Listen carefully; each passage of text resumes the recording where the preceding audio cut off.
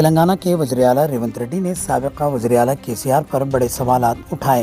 रेवंत रेड्डी का कहना है कि 10 साला दौरे हुकूमत में केसीआर ने मूसा नदी की बहाली पर तवज्जो क्यों नहीं दी। इन्होंने ऐलान किया कि हुकूमत अब गेटवे ऑफ हैदराबाद तैयार कर रही है, बिल्कुल दिल्ली और मुंबई की तर्ज पर। उनका दावा है कि सिर्फ 3 माह के अंदर अंदर हैदराबाद को एक नए अंदाज में दुनिया के सामने पेश किया जाएगा ताकि ये शहर आलमी सतह पर मुकाबला कर सके। वज़ीर आला रेवंत रेड्डी ने साबिक़ा वज़ीर आला वाईएस राजशेखर रेड्डी को भी याद किया। उनका कहना था कि अगर वाईएसआर ने आउटर रिंग रोड ना बनाया होता तो आज हैदराबाद इतनी तरक्की न करता। ये शहर पिछले वज़ीर आला की दूरंदेशी का नतीजा है।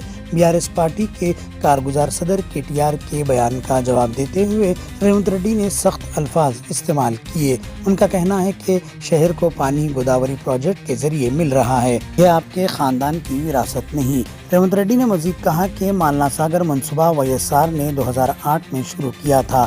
केटीआर पर तंज करते हुए वज़ीर आला ने कहा, खजूर का दरख्त लंबा हो गया है, शायद उसकी अकल घुटनों में रह गई है।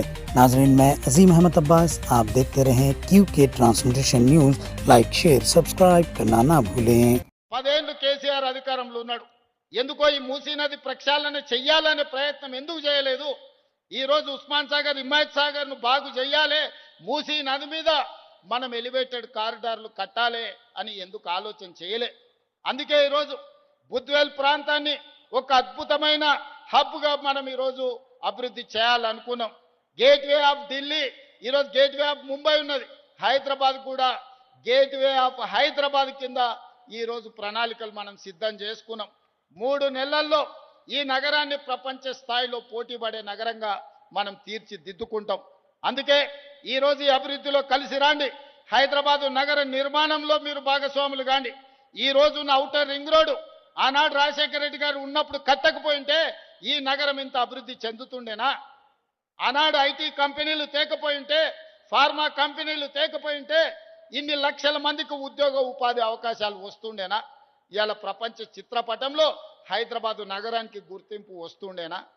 ఇవన్నీ ఆనాటి ముఖ్యమంత్రులు ప్రణాళికలు చేసిండ్రు కాబట్టే ఈరోజు మన నగరానికి ఒక ఆయన అంటున్నాడు, అయ్యా ఇది కాళేశ్వరం నీళ్ళే కదా అని.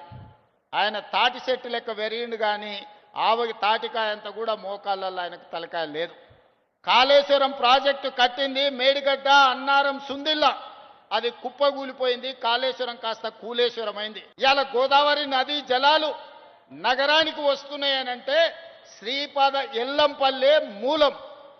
అక్కడి నుంచే గోదావరి జలాలను పట్టుకొని హైదరాబాదు నగరానికి మనం ఈరోజు తరలిస్తున్నాం. ఆ సంగతి మర్చిపోయి ఈరోజు మల్లన్న సాగర్ నుంచి అంటున్నాడు. మల్లన్న సాగర్ ఎప్పుడే రాజశేఖర రెడ్డి గారు 2008-9లో ప్రారంభించిన ప్రాజెక్టు కాదా? ఆనాడు మహారాష్ట్ర సరిహద్దుల్లో ఆదిలాబాదులో ప్రారంభించిన తుమ్మిడిహెట్టి ప్రాజెక్టు చేవెళ్ల వరకు తీసుకెళ్లాలని ప్రాణహిత చేవెళ్లని ఆనాడు డాక్టర్ వైఎస్ రాజశేఖర రెడ్డి గారు ప్రారంభించారు. ఇవాళ రంగారెడ్డి జిల్లాకు అన్యాయం జరిగిందంటే ఈనాడు